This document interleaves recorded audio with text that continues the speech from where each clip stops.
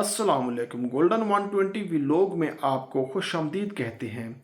UAE का visa लगवाता हूँ, reject हो जाता है। पाकिस्तानियों के इस वक्त तकरीबन 99% यूएई का वीज़ा नहीं मिल रहा दोस्तों। उस बंदे को सबसे पहले ट्रैवल एजेंट ये कहता है कि भाई आपका वीज़ा रिजेक्ट हो गया है, आपकी फ़ीस ज़ाय। क्योंकि ई वीज़ा है, अप्लाई कर दिया, निकला ठीक है, ना निकला आपके पैसे ख़त्म हो गए। दोस्तों उसकी वजह यह है कि यूएई का ई वीज़ा होता है, उसकी फ़ीस पहले देनी पड़ती है। अगर आपका वीज़ा नहीं निकलता, रिजेक्ट हो जाता है, तो उसके हिसाब से आपकी फ़ीस ख़त्म हो जाती है। आपकी फ़ीस आपको वापस नहीं मिलती। जो लोग डन बेचते हैं वीज़ा लगा के, ये कह रहे हैं कि तो डन बेस पे ये ज़्यादा पैसे ले रहे हैं, तो इस चीज़ को देखते हुए वीज़ा लगवाने को दिल ही नहीं करता।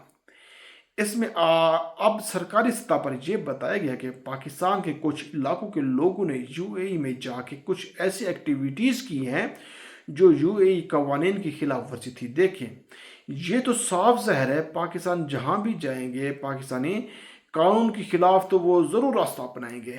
ऐसा तो नहीं है कि वो कानून की पासदारी करें, ये तो पाकिस्तानी के खिलाफ समझो, जिसकी वजह से इतना बड़ा मसला मसाइल आया है। इसके अलावा काफ़ी लोगों के ऊपर भी कानून लागू हुआ है, लेकिन अब बातचीत जारी है और अनकरीब ये मसला जल्दी हल होने वाला है। जब बातचीत मुकम्मल हो जाएगी तो फिर 99% वीज़े लगना शुरू हो जाएंगे, सिर्फ 1% वीज़ा रिजेक्ट होगा।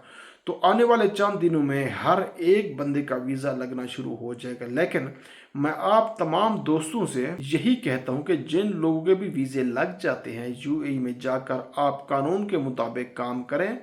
अपने घर वालों के बारे में सोचिए, अपने मुस्तकबिल के बारे में सोचें, अपने मुल्क के बारे में सोचें। आपकी एक गलत एक्टिविटी की वजह से काफ़ी लोगों के नुकसान हो जाते हैं। अल्लाह आपका हामी और नासिर हो।